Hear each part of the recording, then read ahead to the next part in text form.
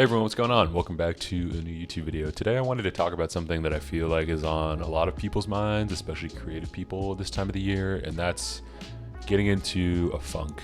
And what I mean by that is sort of lacking inspiration or really any excitement about taking photos, and I think that has to do with a lot of different things. And I want to kind of share some of my process and my ways of getting out of creative funks in this video.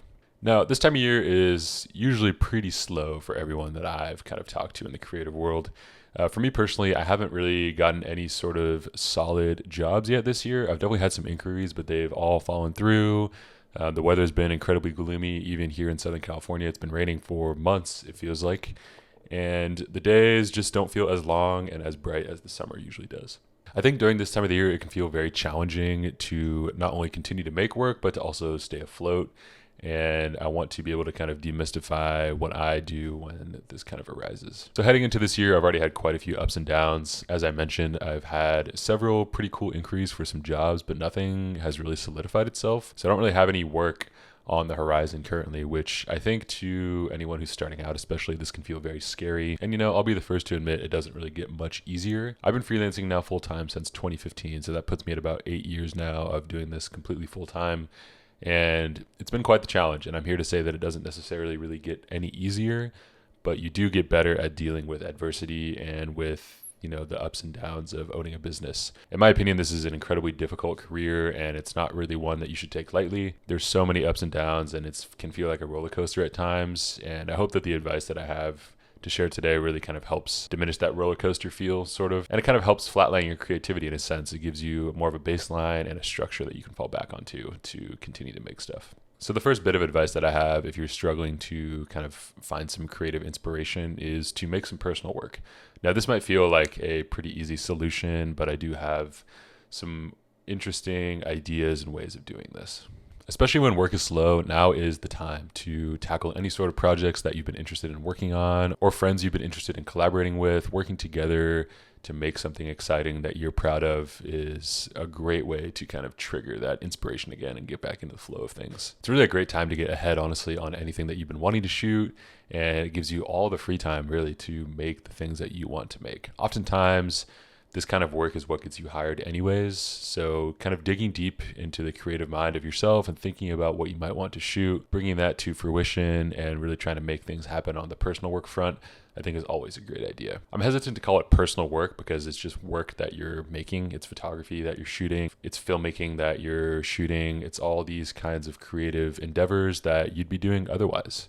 The only difference between doing it now and doing it when you get hired is that you get paid for it. So if you truly love it, I think now is the perfect time to be able to kind of get out there and figure out what those things are that you might want to chase down in the project department. So I recently did a pretty cool personal project centered around headphones and listening to music. I hit up a few of my friends to model, and I shot this entirely by myself, just with my camera, my Fuji GFX 100S, and the 2 talent. And I tried to shoot all around LA, getting really interesting and unique locations. And I wanted to just kind of create this sense of feeling and have some depth to the images, make them feel a little bit lived in, and have a cool kind of lifestyle component to them. I've noticed a lot of my images kind of lack a little bit of motion, so I wanted to try to mess around with that and had a few of the talent dance and kind of move around while listening to music. We played actual music in the headphones, so it felt very natural and easy. And I'm not going to lie to you, this is one of my favorite shoots that I've done as of late. I shared them on my Instagram, put it over on my website. If you guys would like to see the full collection of that, there'll be a link down in the description. But this was extremely fun, and it really kind of triggered my creativity at the beginning of the year. I shot this in mid-February, which was a perfect time for me to kind of start tapping into personal projects and kickstart collaborating with some really talented people. In this case, it was 2 models, and it all worked out really well. Now, what you can take from this as you guys watching this video is, what's a story that you guys want to tell? What is a component of your work that you really want to get better at? Or what is it? Or are there some friends that you want to collaborate with? Maybe it's a filmmaker, maybe it's a DP, maybe it's a model, maybe it's a hairstylist or something like that. Find a way to work with people that you really admire, and you're going to be able to make some really cool stuff, especially when you have all this time to really put towards it. Now, my next piece of advice is to take a trip. And as you guys know, if you watch this channel at all, I do this a lot. And the reason I carve out so much time for it, obviously, is because I enjoy it first and foremost. But I do feel like when I change my environment regularly, I become a more creative person because I don't have this comfortable place to fall back onto. Don't get me wrong, I love being home, but I do feel like when I'm on the road, it really does allow me to find new creative ways of doing things. And it just kind of puts me in an uncomfortable situation a little bit, especially when I'm camping for a couple days or a week even. It takes me out of my element, and it really allows my brain to focus a little bit and figure out what exactly it is that I want to be doing. I'm trying to get better at writing stuff down. So I'll bring a notepad and a pen to be able to kind of write things down, but obviously you can just bring your phone as well. I find recording voice notes actually really helps a lot on stuff like this. But in general, I think taking trips and getting outside is a great remedy for those slow, uninspired days.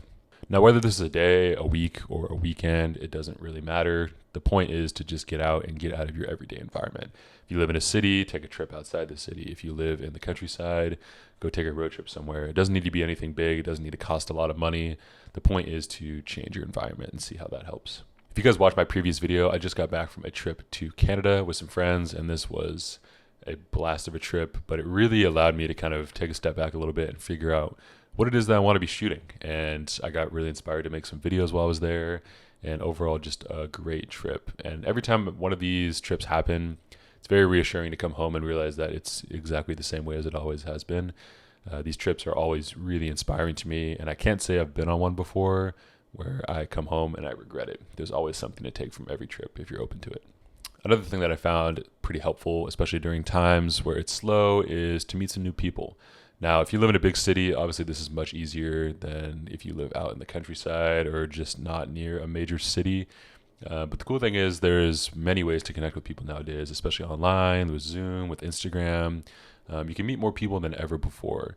And that can feel overwhelming, but I think when you figure out who it is that you actually want to meet and why you want to meet them, why you want to talk to them, especially if it's someone that you admire, I think there's no harm at all in sending an email and saying why you love someone's work and why you'd love to take them to coffee. When I'm home, I get in a really good habit of seeing as many people as I can, but I really do love meeting new people pretty often. And I think that allows for, again, a nice dose of inspiration. You see what people are up to, how they're doing things, and it's usually a little bit different than the way that you're doing it. So I think when you take all of this in tandem, it does help kind of jog your creativity, and it allows you to see things through a new light. And finally, the last piece of advice that I have is to try something new. Now, this can mean many different things, and I would like it to stay that way.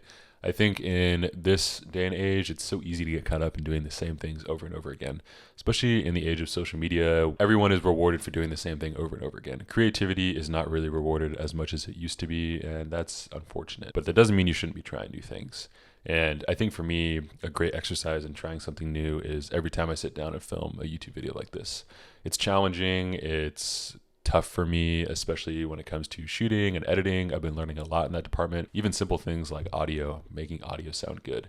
It's made me really kind of dive into this whole world and see kind of how everything works. And it's made me want to learn a lot more about it and get better as I continue to make these videos. Filmmaking for me has been a great exercise in creativity, and it definitely has some similarities to photography, but I would say for the most part, it's pretty different. And I really enjoy that challenge. I enjoy learning something new.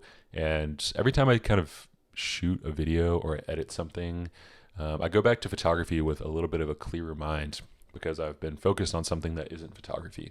And when you focus on something too much, I think it doesn't really allow for expansion in the way that you might want it to. So filmmaking for me has been that nice escape from photography to really kind of come back, sit back down, and have a refreshed mind at the end of the day. This doesn't even need to be necessarily even creative things. I've found a lot of inspiration through cooking, through riding my bike, through many different avenues that are interesting to me. And I want to continue that, especially into 2023 and 24. Now, hopefully all of this advice was helpful to you in some way. I know it can be pretty challenging this time of the year. And I just wanted to hop on here and let you guys know that, it's tough for everyone out here, especially in the beginning of the year. It can feel really overwhelming, especially when the jobs aren't coming in or you can't land a particular client. I know exactly how that feels. And I hope that I've been able to shed a little bit of light on how I handle all of this, but it doesn't make it any easier. And I understand that. Hoping that you can take something from this video and apply it to your own photography career or artistic practice. These are the things that really help me get out of a creative rut, and I'm hoping that they can do the same for you. That's all I have for you guys today. Hopefully you guys enjoyed this one. Take care, and we'll see you next one.